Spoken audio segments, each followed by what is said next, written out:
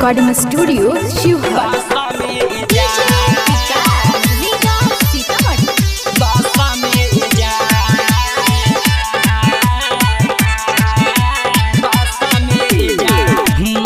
हमर बात हो छोरा नहीं साथ हो तोहरा बिना जिंदगी बाबे जाना ये जान। माना हमर बात हो छोरा नहीं साथ हो तोरा बिना जिंदगी बाबे जाना ये जान। मारो छवाई जेहदीन आंगन में तारा तो फसरी लगाई बयोही बासा में जान। मारो छवाई जे दिन आंगन में तारा तो फसरी लगाई बयोही बासा में जान। फसरी लगाई बयोही बासा में जान। म्यूजिक बा सनी बासा में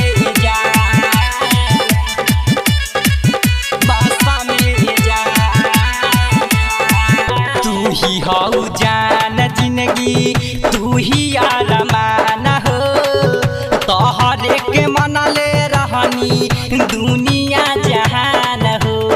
दुनिया जहान हो दुनिया जहान। तू ही हौ जान जिंदगी तू ही अरमान हो तोहरे के मानत रहनी दुनिया जहान हो।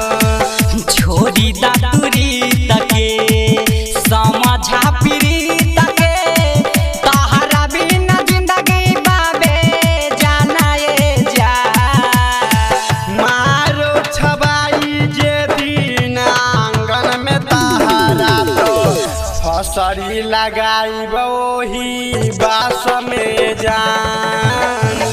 मारो छबाई जेहदीन आंगन में तारा तो फसरी लगाई वही बासा में जान।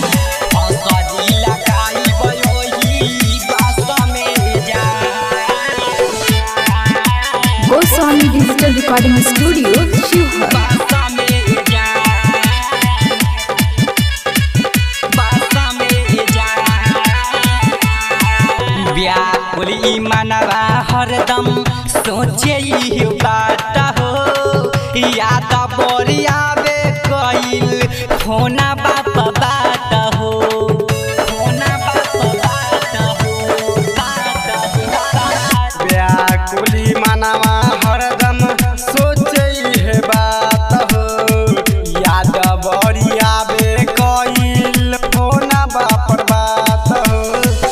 खैले राहु किरिया कैलू ना फिकिरिया माटी में दिहालू मिलाइए जान। मारो छबाई जे दिन आंगन में तारा तो फसरी लगाई वही बास में जान। मारो छबाई जेहदीन आंगन में तारा तो फसरी लगाई वही बासा में जान। फसरी लगाई वही बासा में जान।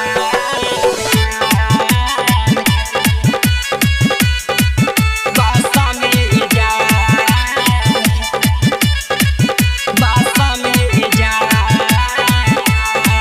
राइटर रे आज से तू कैलू बड़ी छला हो महला देखी के रानी गइलू बदल हो। गइलू बदल हो बदल हो। राइटर आज से तू कैलू बड़ी छल हो महल देखी रानी गइलू बदल हो। पिया आकाश से संजय सुराज से पूछली हमारो खबरिया ये जा।